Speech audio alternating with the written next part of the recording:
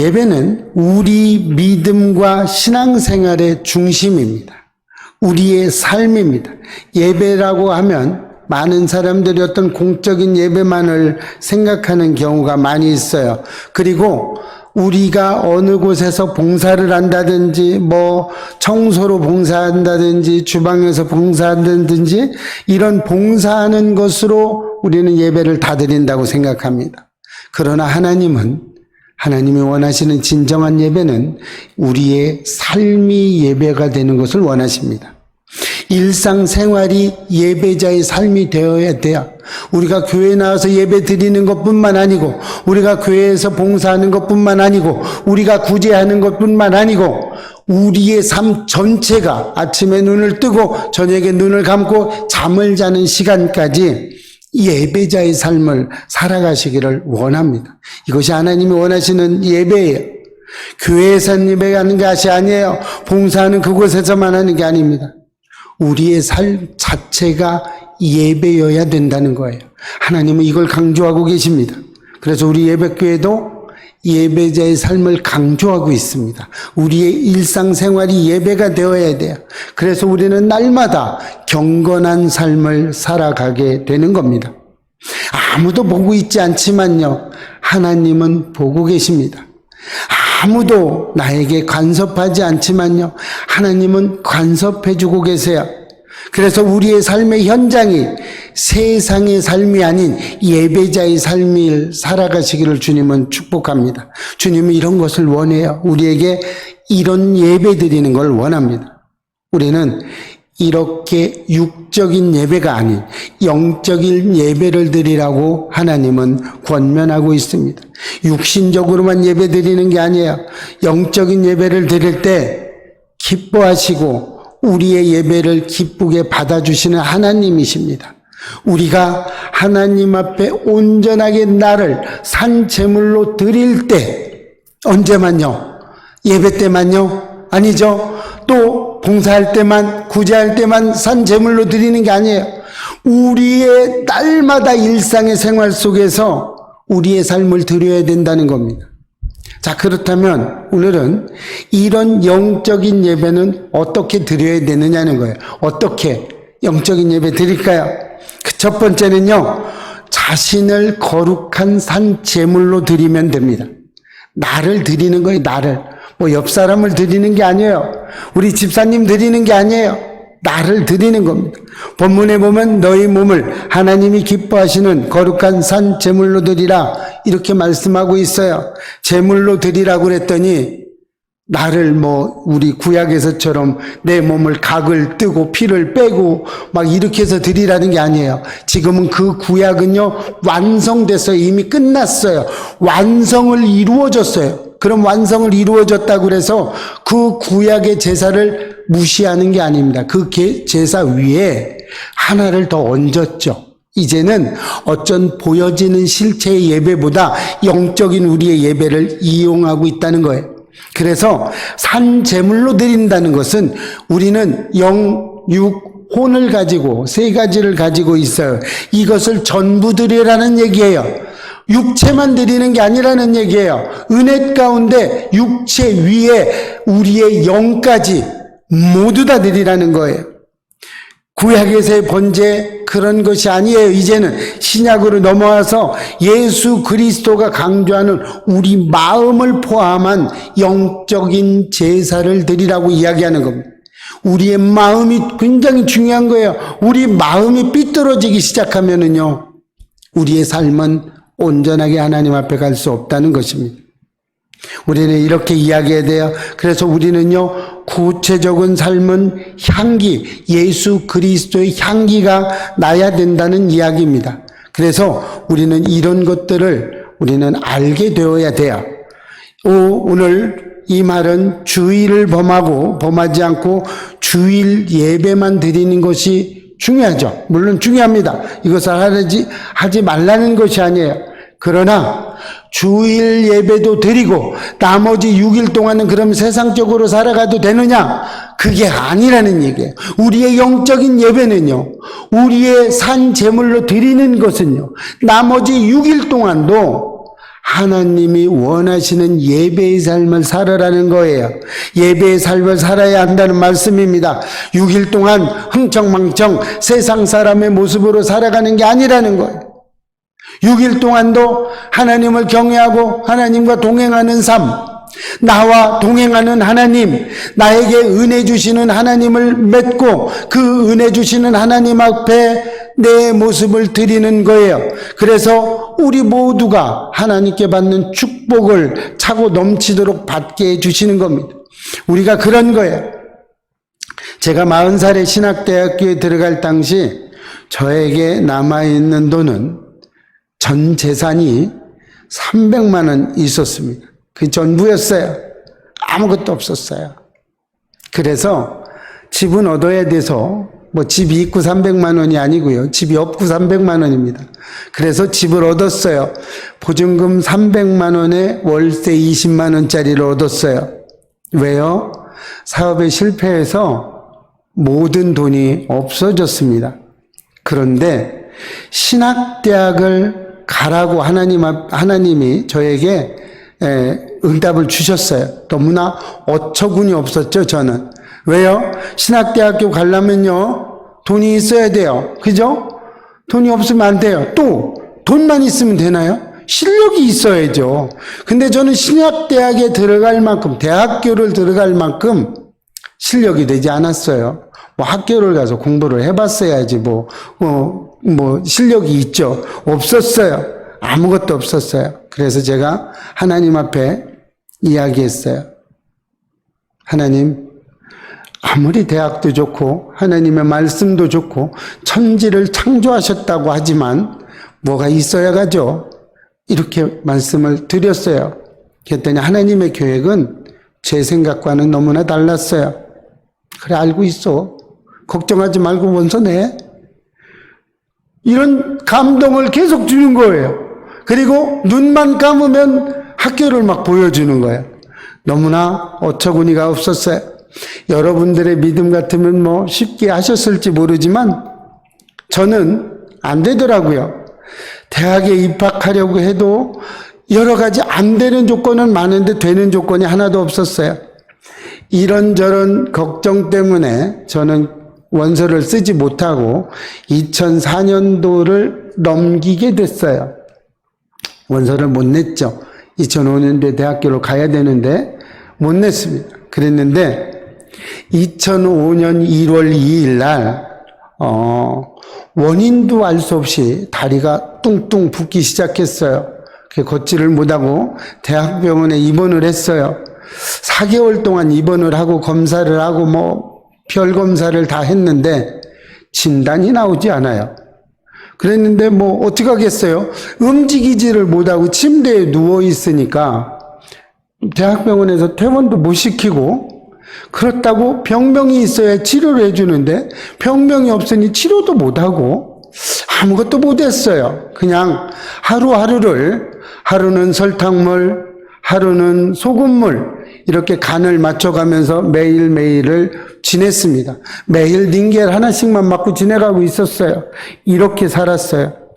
근데 입원한 지 6월 어느 날, 한날 신학대학에 원서를 내야지 라는 하나님의 감동과 깨달음이 한번 또 왔어요. 이렇게 되다 보니까 6개월 동안 여러분 아무것도 안 하고 병원에서 치료도 안 하고 6개월 누워 있어 봐요. 침대에서 못 걷고.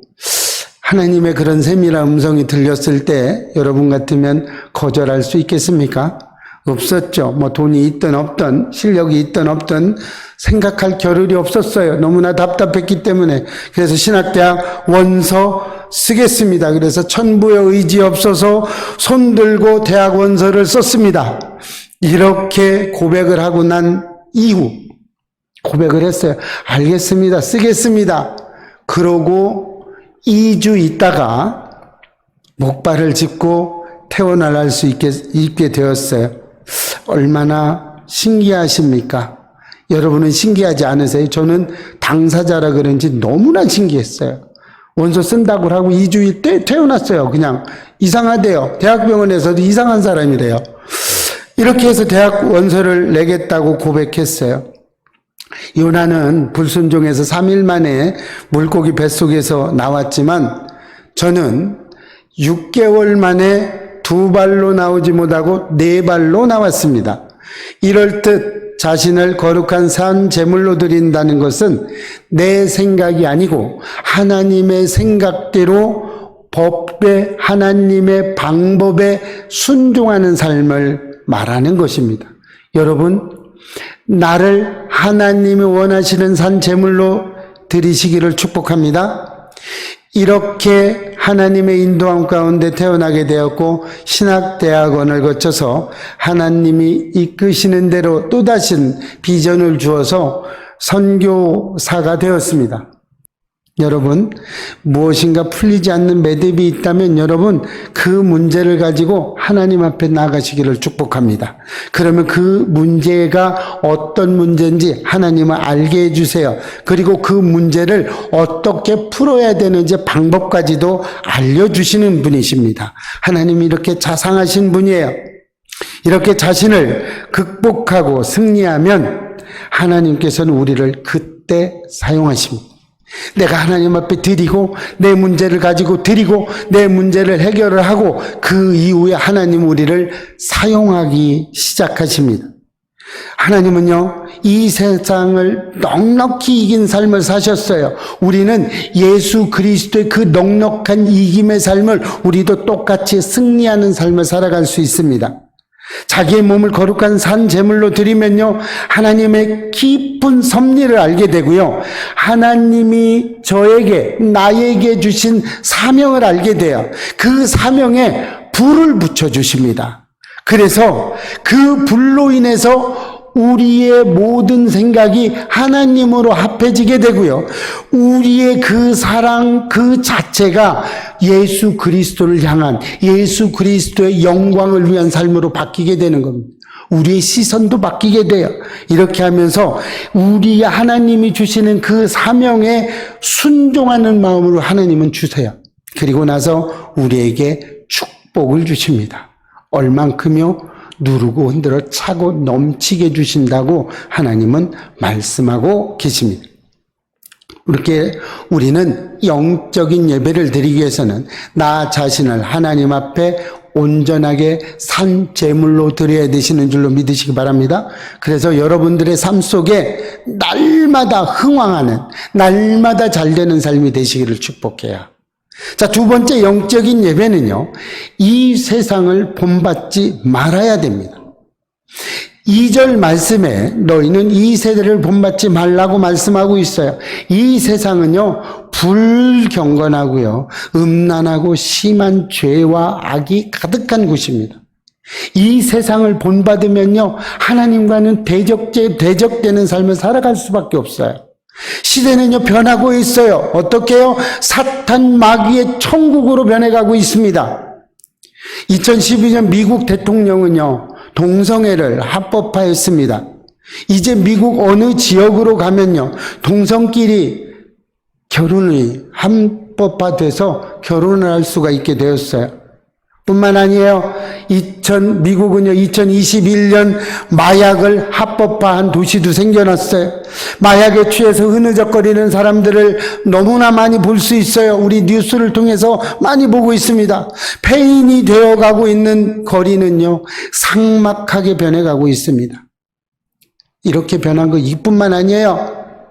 독일과 네덜란드에서는요, 동물들의 섹스샵이 등장을 했는데 얼마나 잘 되는지 모른대요. 입에 담지도 못할 만큼 잘 된답니다. 이렇게 세상은요, 사탄 마귀가 이끄는 대로 변해가고 있는 거예요. 악한 원수 사탄 마귀가 날뛰고 있어요. 왜? 자기 집이거든요. 이 세상은 자기 세상이거든요. 점점 정의는 없어져요. 진실이 없어져요. 하나님의 말씀인 진리가 훼손되어 가고 있어요. 심지어 이 말씀을 전하는 목회자들이 변화가 돼서 동성애의 주례를 맡아서 해주시고 주례를 맡아서 하고 이런 세상적인 온갖 방법을 다 동원해서 자기 부를 이꾸는 목회자들도 있어요. 너무나 안타까운 일입니다. 너무나 안타까워요. 우리는 이런 삶을 살아서는 안 될 줄로 믿습니다. 아프리카의 우간다라는 이슬람 국가가 있었습니다. 그러나 이 우간다는요, 기독교 대부흥이 일어나서 이슬람에서 기독교 국가로 선포했어요. 이렇게 선포했어요. 우간다는 1980년도에 인구 대비해서 에이즈 환자가 40%를 육박했어요. 아주 세계 최고점을 찍고 있었어요. 이러던 우간다가 하나님을 받아들이고 2015년 통계에 에이즈 환자가 4.3%로 줄어들었습니다. 얼마나 놀랍지 않으십니까? 하나님의 그 통치하심이 얼마나 큰 거예요. 2021년 통계에 의하면은요, 우간다는 85%가 기독교인이에요. 이슬람교는 13.7%밖에 되지 않아요. 그리고 타종교는 1%밖에 되지 않아요. 이렇게 바뀌었어요. 우간다는 법으로 동성애를 금지했습니다. 미국 대통령이 우간다에게 이야기했어요. 작은 나라죠. 미국에 비하면 동성애 차별법을 없애면 매년 4만 달러 정도를 무상으로 공급해 주겠다고 이렇게 했어요. 그런데 우간다 대통령은 여러 종교를 믿어봤지만 기독교처럼 축복해 주시는 종교는 못 봤다. 4만 달러 지원 없어도 되니까 내비둬라. 우리는 이대로 간다. 그래서 하나님의 말씀을 지키기를 원했어요. 그때 우간다 대통령 무세베니 대통령은 우간다 국민들을 살리는 것은 미국의 원조가 아니라 하나님의 말씀대로 사는 것이라고 아주 그냥 공개적으로 대대적으로 선포를 했어요. 이에 미국 대통령은요, 우간다를 이제 고립시키기 시작했어요. 우간다의 비자를 발급을 중단하고요, 모든 지원을 끊고 관련된 사람들의 모든 재산을 동결시켰어요. 이렇게 고립을 시켰는데요, 우간다는 아직까지 건장하게 있습니다. 하나님을 떠나면요, 이렇게 사탄 마귀의 노예가 되는 것입니다. 미국이 처음에 어떻게 세워졌어요? 청교도들이 가서 세운 나라예요. 기독교인들이 맡는 나라입니다. 하나님이 통치하던 나라예요. 지금도 미국은 대통령이 당선되면요, 성경에 손을 얹고 맹세를 하는 나라입니다. 그러나 하나님의 통치가 빠지게 되면 사탄 마귀의 일들을 하게 되는 것입니다. 물론 잘하는 것도 있지요. 그러나 잘못하는 것들이 너무나 많습니다. 여러분은 사탄의 노예로 사시겠습니까? 아니면 우간다 무세베니 대통령처럼 우리를 살리는 것은 하나님의 말씀으로 사는 것이라고 선포하시겠습니까? 여러분, 후자 하나님의 말씀대로 살아야 우리를 살리는 줄로 믿으시기 바랍니다. 사단의 쓰임을 받은 가룟 유다는요, 스스로 자결했습니다. 사울 역시 사단의 쓰임을 받아 전쟁터에서 패하고 자결하고 말았습니다. 세상은 급속도로 사탄 마귀의 전략대로 악하게 변화되어 가고 있어요. 그러나 인간이 이런 악의 변화를 멈추게 할 수 없어요. 우리 사람들은 악의 변화를 멈추게 못합니다. 오직 하나님만이 사탄 마귀의 악한 유혹을 멈출 수 있게 할 수 있어요. 하나님만이 이 세대를 변화시킬 수 있다는 것입니다. 우리는 자신이든 타인이든 변화시킬 수 있는 어떤 힘도 없어요. 나는 육체의 연습과 경건의 노력으로 자신을 변화시키는 것은 불가능합니다. 혈과 육으로는 변화되지 않는다는 거예요. 하나님께서는 이런 우리의 연약함을 너무도 잘 알고 계세요. 그래서 하나님께서는 우리에게 한 길을 열어놓으셨습니다. 예수 그리스도의 십자가와 부활입니다. 우리가 진정한 마음으로 날마다 십자가 앞에 나아가서 자기 죄를 깊이 회개하고 그렇게 되면 죄에 대해서 죽고 의에 대해서 살아날 때 우리는 변화될 수 있는 것입니다. 십자가 앞에서 내 죄를 탐식하며 회개하고 새롭게 변화되었을 때, 새롭게 십자가를 붙들었을 때 우리는 변화될 수 있는 것입니다. 그래서 우리는 영적 예배를 드리기 위해서는 이 세상을 본받지 말고 오직 마음을 새롭게 해야 하는 것입니다. 우리의 소망은 오직 예수 그리스도뿐이라는 것을 날마다 선포하셔야 돼요. 이 고백이 우리의 고백이 되시기를 축복합니다. 마지막 세 번째 영적 예배는요, 죄를 죄로 인정하는 회개를 해야 된다는 것입니다. 3절 오늘 본문 말씀을 보면요, 하나님의 선하시고 기뻐하시고 온전한 뜻이 무엇인지 분별하도록 하라고 말씀하고 있어요. 그렇다면 하나님의 선하시고 기뻐하시고 온전한 뜻은 무엇일까요? 그것은 하나님이 나를 지으신 그 뜻을 깊이 깨닫고 그것을 이루어 드리는 삶을 의미합니다. 즉 하나님께서 나에게 주신 비전과 사명대로 순종하며 살아서 하나님의 자녀로 살아가는 삶을 말하는 것입니다. 하나님의 자녀로 살아가기 위해서는요, 하나님의 은혜가 우리 마음 가운데 부어져 죄를 죄로 인식해야 됩니다. 그리고 그 죄와 싸워서 이겨서 세상과 구별된 삶을 살 때 자기를 극복할 수 있는 것입니다. 많은 사람이 죄를 죄로 인식하지 못해서 살아가고 있습니다. 죄를 짓고도 자기 자신이 죄를 지었는지 모릅니다. 죄를 알지도 못하기 때문에 고치지도 못하는 것입니다. 이들에게 죄를 죄로 인식할 수 있는 것은 예수 그리스도의 보혈의 피밖에 없음을 고백하시기를 축복합니다. 우리의 소망은 예수님밖에 없어요. 우리의 비전 또한 예수님밖에 없습니다. 여러분, 만약에 쓰레기를 버리는 것이 죄로 생각이 되신다면 쓰레기를 버리시겠습니까? 누구를 미워하는 것이 죄라고 생각되신다면 미워하시겠습니까? 요한일서 3장 15절 말씀을 보면 그 형제를 미워하는 자마다 살인하는 자니 살인하는 자마다 영생이 그 속에 거하지 아니하는 것을 너희가 아는 바라고 말씀하고 있습니다. 여러분, 하나님은 누구를 미워하는 것이 살인하는 것이라고 이야기했어요. 그리고 그 사람에게 영생이 없다고 성경은 기록하고 있습니다. 미워하는 사람에게 영생이 없대요. 많은 사람을 미워하면서도 그것이 죄인 줄 모르고 살아가고 있다는 이야기입니다. 우리 사람들은요, 죄를 죄로 인식하지 못하고 있어요. 그래서 죄를 죄로 인식하는 것이 얼마나 중요한지 모릅니다. 여러분, 죄를 죄로 아시기를 축복합니다. 죄를 죄로 인식하셔야 돼요. 다윗은 죄를 짓고 통곡함으로 죄를 죄로 인식하고 철저하게 회개하심으로 당대 최고의 왕으로 하나님께 큰 쓰임을 받은 사람입니다. 그러나 사울은 죄를 짓고 죄를 죄로 인식하지 못해서 하나님께 버림을 받고 말았습니다. 베드로는 잘못을 인정하고 통곡함으로 자신의 죄를 회개해서 수제자로서의 길을 걸어갔습니다. 그러나 가룟 유다는 죄를 인정을 했지만 회개하지 못함으로 자살을 하고 말았습니다. 하만은 자신의 욕심을 버리지 못하고 자신의 죄를 인정하지 못함으로